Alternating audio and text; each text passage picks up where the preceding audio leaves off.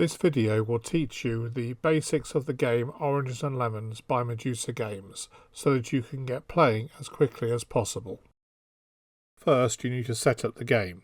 We cover all that you need to know about this in a video entitled Setting Up the Game, which you can find on BoardGameGeek, YouTube and on our website and on social media. The game is called Oranges and Lemons as these are the first words of an English nursery rhyme which refers to the bells of churches in the City of London and the trades and activities that occurred there in the medieval and early modern period. It is not necessary to understand the rhyme, but if you're interested in it, you can find more information on the back page of the rulebook. Oranges and Lemons is a worker placement game where the players will be undertaking activities linked to 16 areas of London that are referenced in a longer version of the nursery rhyme. All of these activities can in the end contribute to the player's endgame score and can involve such activities as investing in shipping to the far side of the world, exporting cargoes, buying and selling goods, expanding your transportation network, issuing loans, and becoming involved in politics. Players start the game as modest business persons with limited resources and limited gold and limited storage abilities. They are represented in the game by a player board. At the top of the board are locations for loans that the players themselves may issue. The middle part of the board has storage space for gold, votes and victory points. The rectangles at the bottom and left of the board represent the player's transportation and storage network. At the start of the game, they can only store or carry one cube, which is shown by the square on the left-hand side of the board. The rectangles are additional upgrades to transport that can be removed in the game to give them access to more storage space, and can include a warehouse, a handcart, a horse and cart and a ship.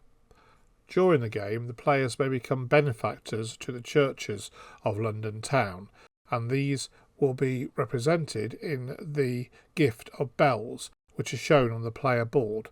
These bells may be donated to the churches, and in doing so, that not only scores the player points, but also will give them an in-game advantage.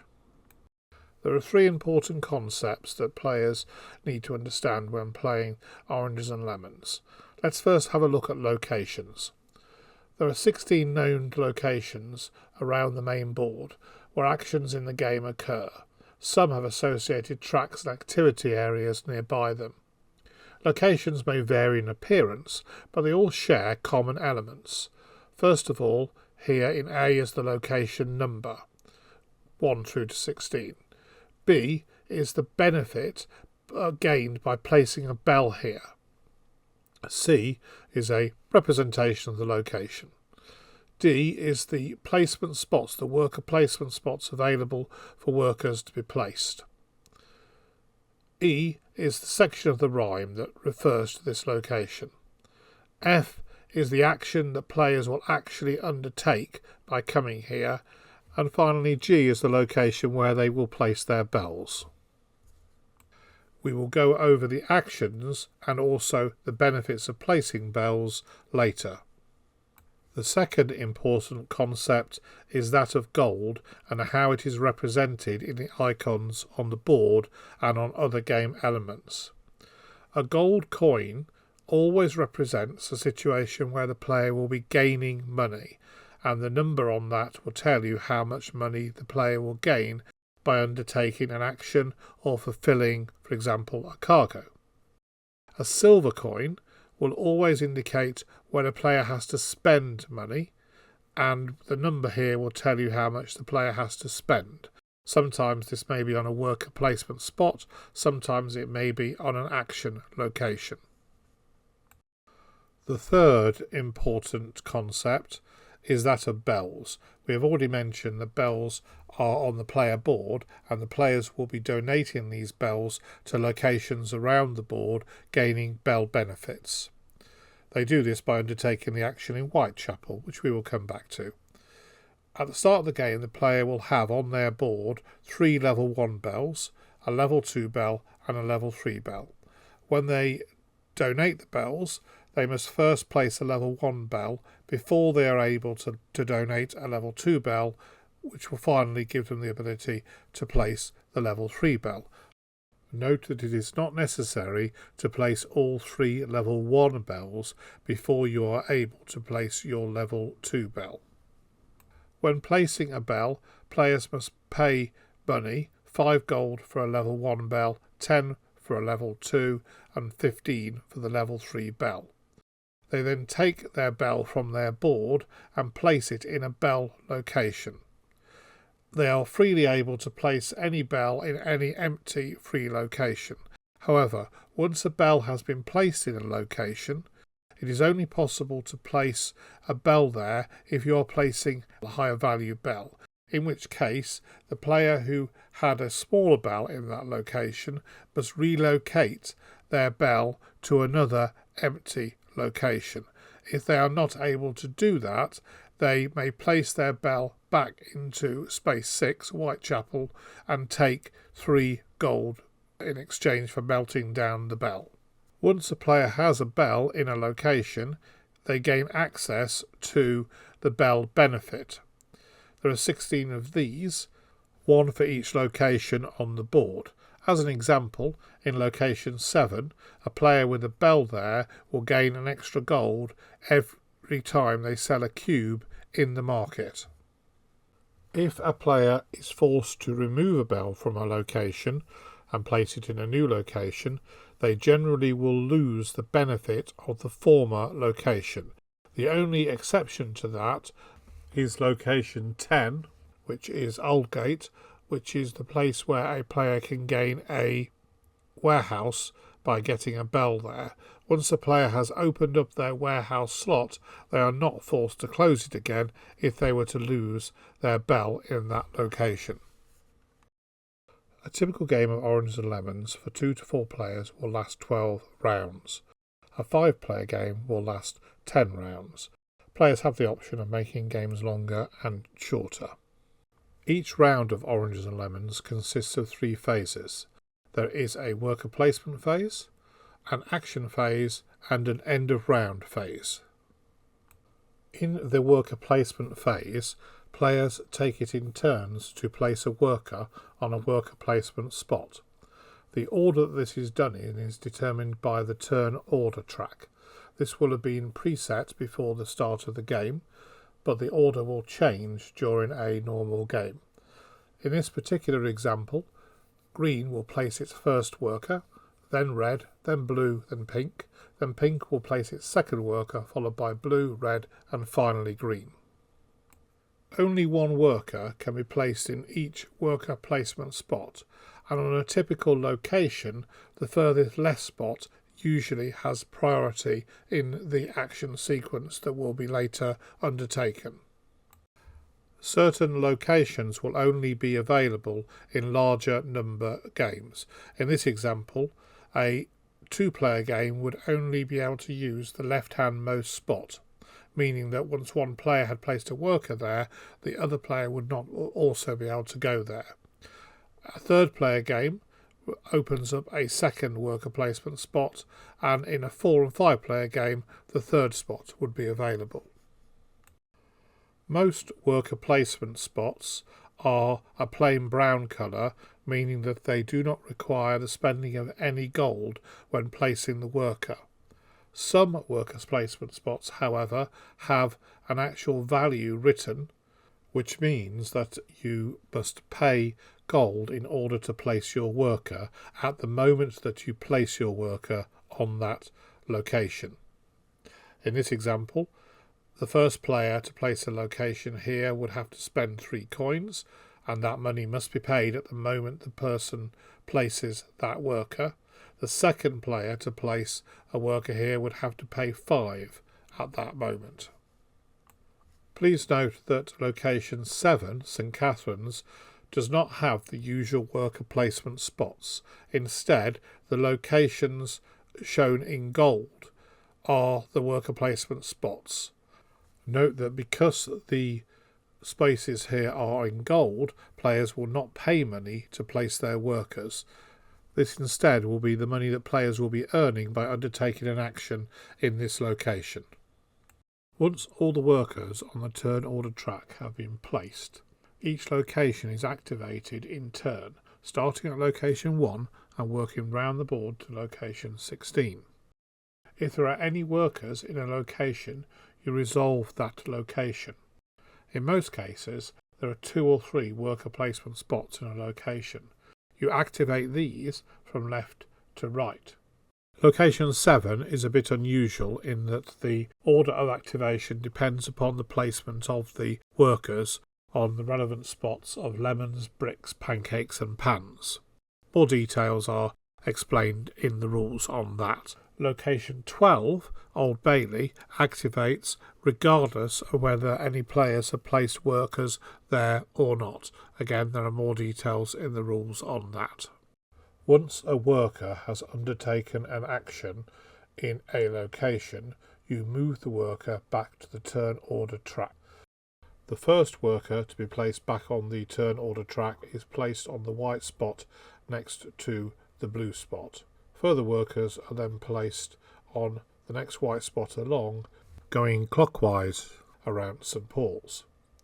Note that the blue spot and the orange spot are reserved to certain locations on the board and certain bell powers, which we will come back to. Let's take a look then at each location, their associated actions and the associated bell powers.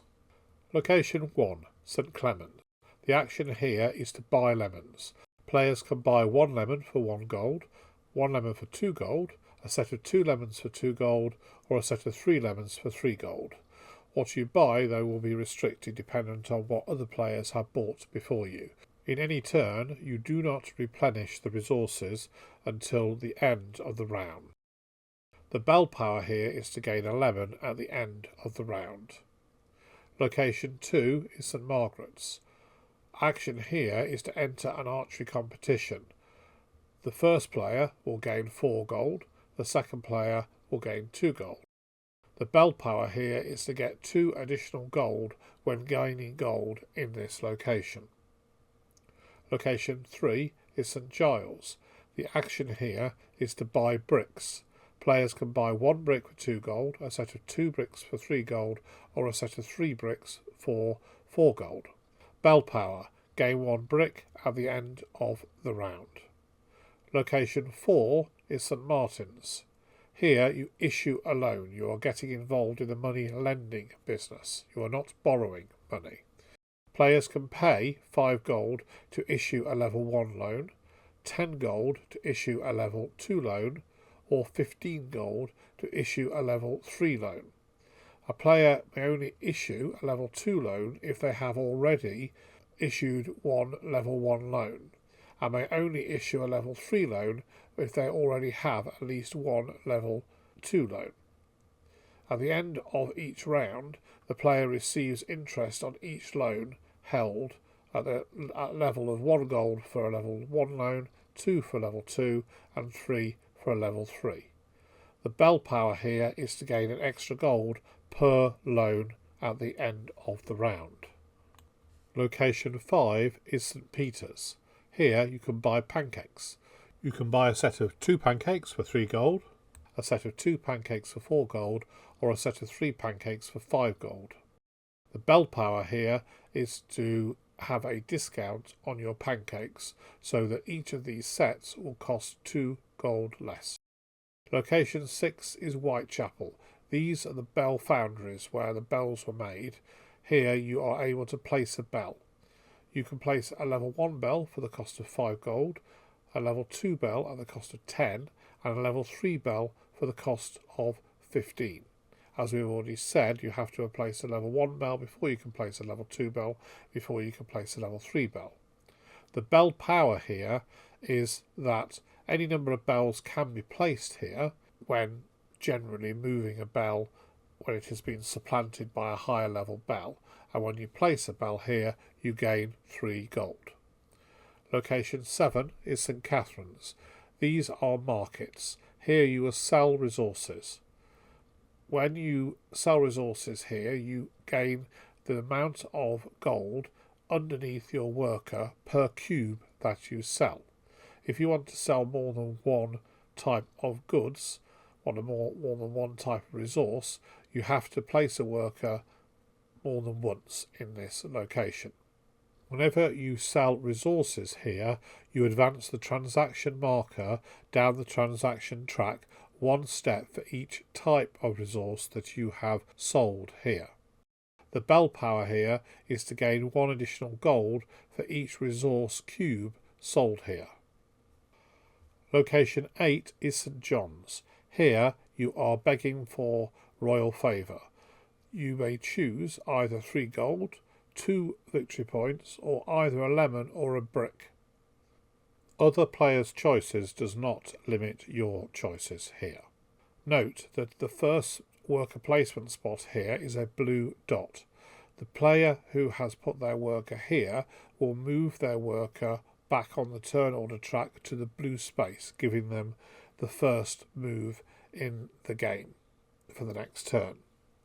However, the bell power here is the orange space, so the player who has a bell here will, at the end of the round, when all the workers have been placed back on the track, will move their furthest back worker to the orange spot and then adjust the track.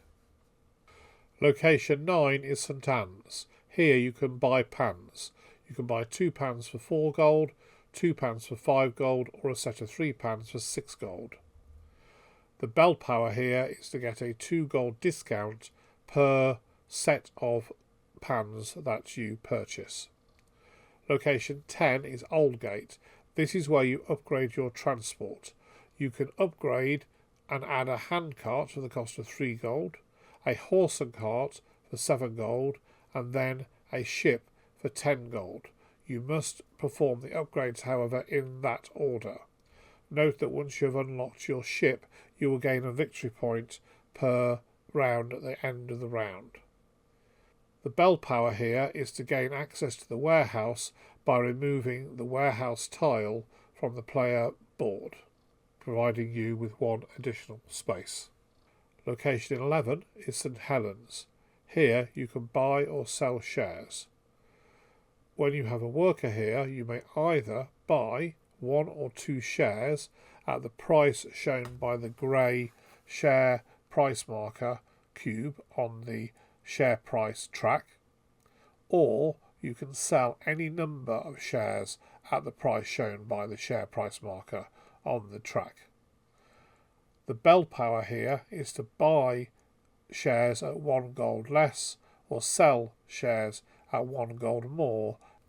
Location 12 is Old Bailey. Here you are investing in the East India Company and financing a ship, which you hope will return with lucrative rewards. There are, however, risks involved in this. This location is important in the game because it occurs and activates every round of the game, regardless of whether a player places their worker here or not. So we're just going to have a quick talk of the sequence that will occur when you come to this location on the move around the board, activating each of the locations. In this location, the first thing you do is to draw 2 ships out of the East India Company bag. This bag will have already been populated at the start of the game. If a player has a bell here, a 3rd tile is brought out of the bag, and that player will choose which of the 3 tiles to put back into the bag. Then you look at the tiles from left to right on the track where you have placed them. First of all, look at the left-hand tile, then the right-hand tile, and adjust the share price dependent upon the icons on the tile. These will be either a positive adjustment, which is represented by a green number and a plus symbol, and you put the share price up the share price track that number of spaces, or a negative number, which will be red, in which case you adjust the share price downwards that number of spaces, or worst of all would be a minus 50%, which means that the ship has sunk and the share price is going to crash and goes down by 50% rounded up to the nearest whole number. Once you have adjusted the share price, the players who have put workers here take it in turns to select one of the ships. Ships will have different rewards upon them, and these rewards may be recurring or one-off. You can tell recurring benefits because of the black circle icon with an arrow on it. The player will get this reward every time we activate this space for the remainder of the game, including this turn. The benefits will either be money or a resource cube or resource cubes. Sometimes a player has a choice between gold and resource cubes. When they have taken the resource cubes, they may place these either directly into their storage or temporarily leave it on the ship. This represents an inbound ship which can give you additional temporary storage upon it. However, at the end of the round, players will have to transfer any cubes that are still on these ships if they have not used them for actions that we are about to cover off. The artwork of a sunken ship means that your investment has failed and you have got no reward and no return. You may be forced to select a sunken ship. You still keep the tile because it counts towards the end game points for having done the most investments, but you do not get any reward that you can use during the game. This is what I meant when I said that this was a risky investment. Location 13 is Shoreditch. These are the poor markets, the low price markets, and players can buy and sell any number of resources and any combinations of types by visiting here. The bell power here is that the players earn 2 gold every round end. Location 14 is Stepney. Here players can fulfill cargoes that will be shown along the docks on a special track which will have been dealt out at the start of the game and will be being replenished every turn of the game. Cargo tiles come in various sorts, but generally speaking you have to discard one or more resource cubes in order to gain a reward, and these rewards may be gold, they may be an additional warehouse, they could be a loan, they could be additional workers, they may allow you a transport upgrade, they may give you a bell, they may give you votes, or they may give you victory points. The bell power here is that you can ignore the colour of one of the cubes when fulfilling a cargo. In other words, you can use a different coloured cube to fulfil that requirement. Location 15 is St Paul's. Here you can recruit workers. This is where you get your extra workers from. In order to recruit workers, you have to place a worker here, and you will then have to hand over as many cubes of any colour as you have workers in the game already. This means that at the start of the game you will have to hand over 2 cubes to gain your 3rd worker, 3 cubes to get your 4th, and 4 cubes to get your 5th. The bell power here is the ability to change your mind on an action. So once per round you may move the worker from the location you place them to a different location and undertake that action. If the location is already activated this round, you immediately activate it and place your worker back on the turn order track. If we have not yet reached the space to activate that worker, then the worker will get activated in due time. Location 16 is Bow.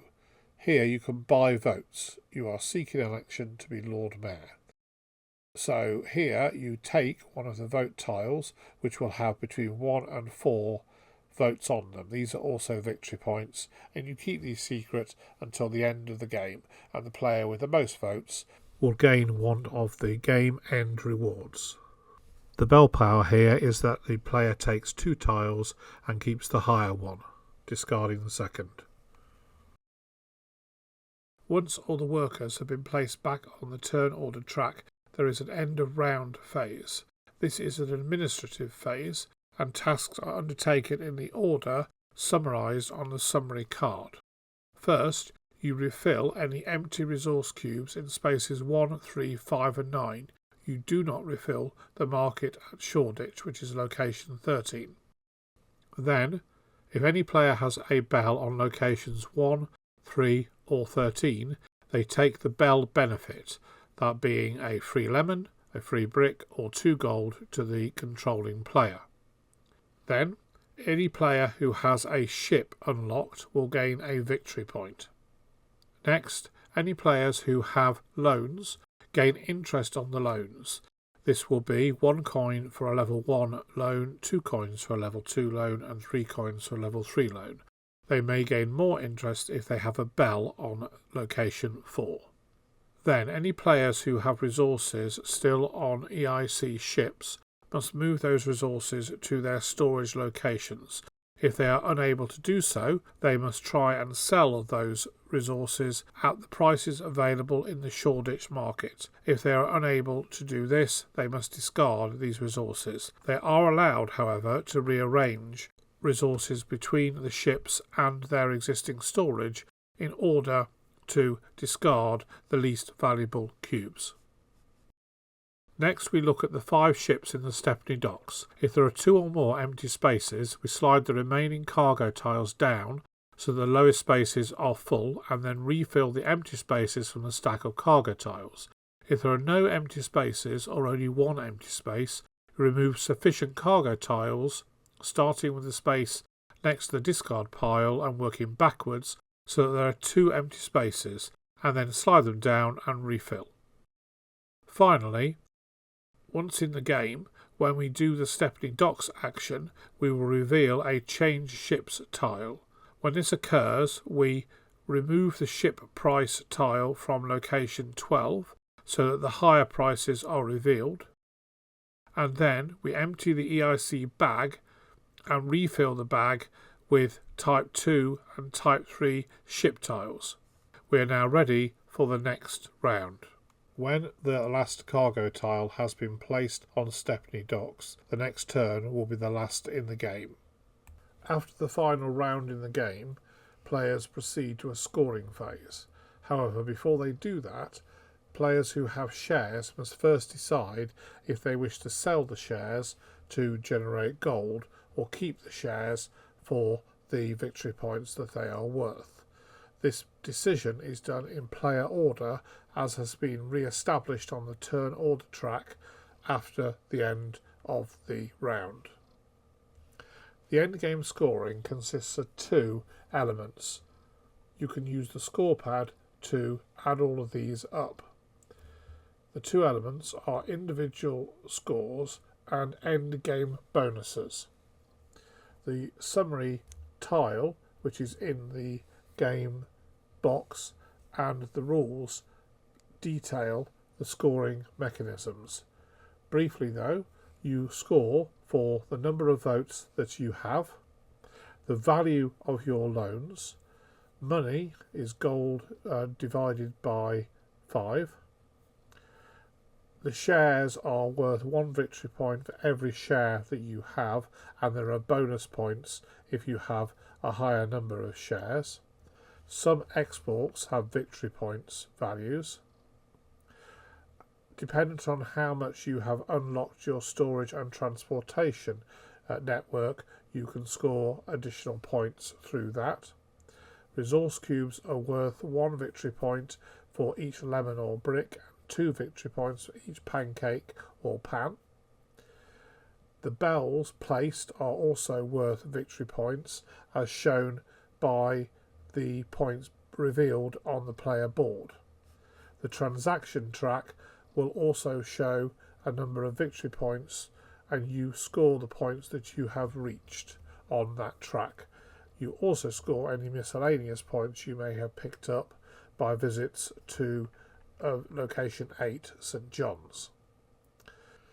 The endgame bonuses provide additional victory points to the first and second place player in 8 categories. In a 2-player game, it is only the first player that scores the points. The first place player will gain 5 victory points and the second place player will score 3 victory points. If there is a tie, then those tied for first place will each score 4 victory points and there is no second place. If there is a tie for second place, they all score 3 points each.